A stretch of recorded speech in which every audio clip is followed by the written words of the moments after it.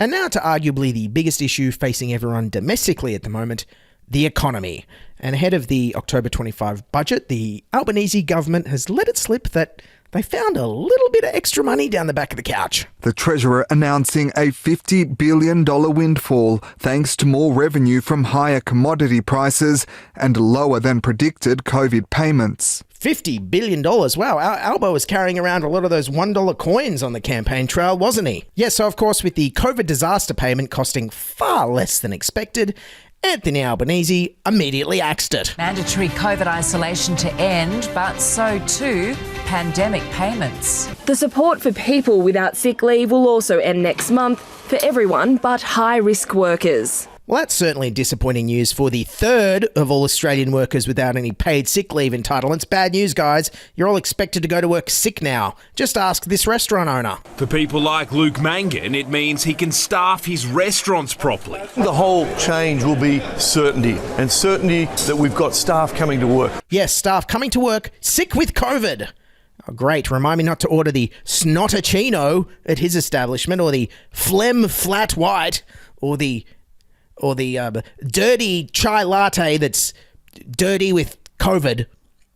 They can't all be winners. Yes, going back to work sick is so ingrained in our soldier-on culture here in Australia that Anthony Albanese is even going to appear in a new government advertising campaign encouraging everyone to go to work sick. Cold. Ooh. COVID. And there's people depending on you. Soldier on, soldier on, soldier on with COVID. Soldier on, soldier on, soldier on with COVID. Soldier on, soldier on. I'll tell you who one person who wasn't let down was the man who pushed for this change, New South Wales Premier Dominic Perrottet. Great outcome. I think it's a momentous day for Australia and obviously for the people of New South Wales. Always held the view that we need to get to a point where if you're sick, you stay at home.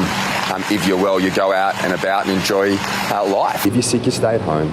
You care for each other, you look out for each other. That's the Australian way. If you're sick, you stay at home. If you're not sick, you go to work. I believe in liberty. That is a beautiful and wonderful thing about our country. Liberty, freedom, that's what makes our country great. Yes, thanks, Dom. Tell me again how Liberty pays the rent of someone who's coughing up blood with COVID at home. Look, I'm not against the mandatory isolation period ending. I think we are probably at a point in the pandemic where if someone tests positive but feels 100% and is asymptomatic, they should probably be allowed to go about their life. But if you're an insecure worker without sick leave and you're bedridden with an illness, you should still be able to pay your rent and bills, right? Opposition leader Anthony Albanese from 2020. No one should be put in a situation of looking after their family or looking after their health. Geez, I wish opposition leader Anthony Albanese would tell that to Prime Minister Anthony Albanese. What's the incentive then for a casual worker to stay at home when they're sick if they risk not getting any money?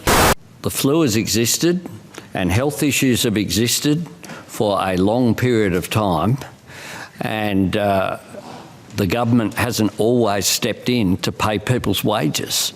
It isn't sustainable for government to pay people's wages forever. All right, maybe I agree with that point, Albo, but look, you're the government. You can make laws so that all employees and workers, not just the full-time permanent ones, can get some form of paid sick leave from their employers, and nobody has to take a vomit bucket to work. Is that too much to ask?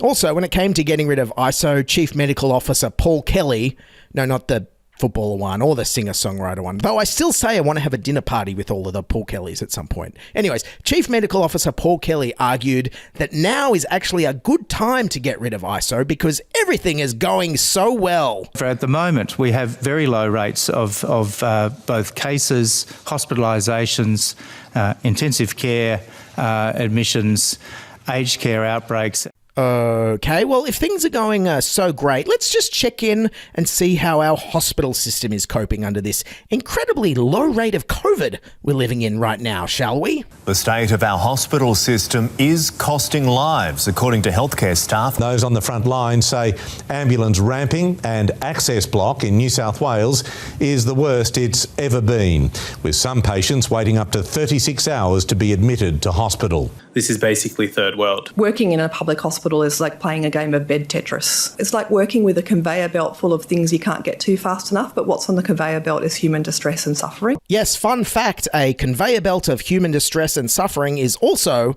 the plot synopsis for the next Jordan Peele horror movie. Yes, the ramping crisis, which is where ambulances are backed up and can't admit patients, is so bad in New South Wales right now that the list of affected hospitals has to be set to music. The union today listed off the number of hospitals where ramping is a serious problem today. Shoalhaven, Wollongong, Sutherland, St George, Campbelltown, Liverpool, Blacktown, Nepean, Westmead, Wyong, Gosford. I've been everywhere, man. I've been everywhere, man.